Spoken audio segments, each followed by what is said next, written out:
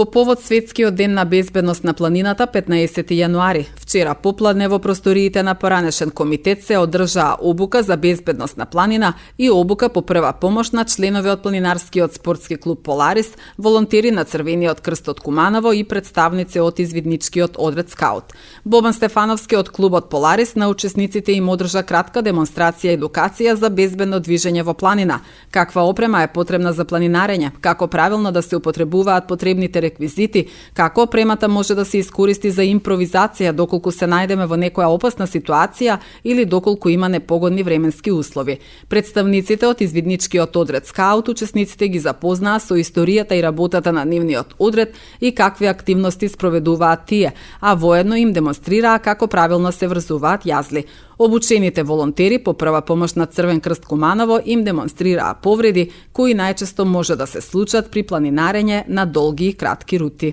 Секој заминување на планина е излегување на нашата комфортна зона и така на планина не смее да се тргне неопремен, па макар и да патеката да е лесна или пак средно тешка и да не очекуваме некакви сплет околности или пак обструкции, сепак мора да појдеме опремени. Треба да се има кутија за прва помош составена од газа, неколку триаголни марами, завој, некој спреј за ладење, понатаму некои облоги, некои апчиња кои што согласно со потребите на индивидуално е тоа. Исто така да знаеме како да ракуваме и со прирачните средства кои што во тој момент може да не се најдат, да знаеме некои основни повреди, значи да знаеме како да изреагираме во случај на хипертермија, хипотермија. Тоа се некои основни повреди кои што иако делуваат лесно, сепак може да бидат од клучно значење и да ни го спасат животот. Пред се, кога ќе се најдеме во некоја ситуација каде што ќе изнудиме на некого помош, мора пред се да му дадеме психичка помош за тој да се смири, за да ни дозволи да му ја пружиме физичката помош, затоа што од туѓинци реално ретко кој би прифатил да прими било каков вид на прва помош. Треба да ја смириме и толпата околу нас, значи луѓето, масата која што се наоѓа да ги оддалечиме, да ги дистанцираме од местото на настана, да го бележиме теренот за да знаат да не се приближуваат, затоа што сепак тоа може да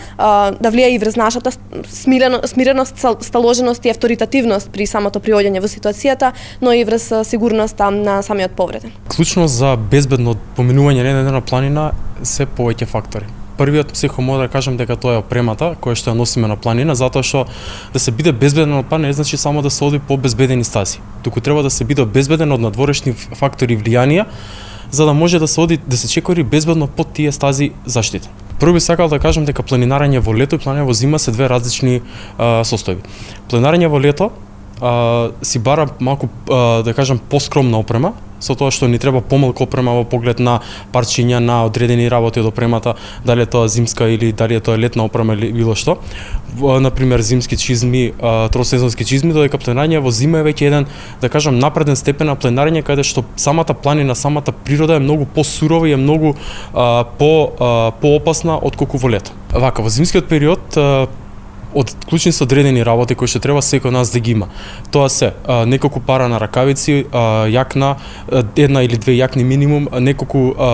парчиња облека кои што се носат во облик на слоевито облекување, исто така потребен одреден дел од техничка опрема ако одиме на високи планини каде што имаме замрзнати изложени делови како што се дерзи кои што се монтираат на самите планинарски чизми, исто така потребен е цепин, потребни ни се многу подобри ракавици за разлика од оние кои што користиме во лето кога ќе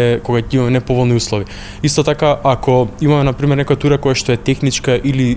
тура која што е на повеќе изложен дел каде што има карпи, ледник или било што, задолжителен дел исто така е самата кацика која што е дел кој што мора да го има секој од нас. Без разлика дали е висока или ниска планина или има, како што спомнате, голем или мал врв, планината никогаш не треба да се потценува, затоа што самата планина си има своја микроклима и самата планина си го диригира односот на тој дел со планинарот во врска со времето. Затоа што дури најниска планина ако има неповолни услови, тогаш може да биде многу опасна планина.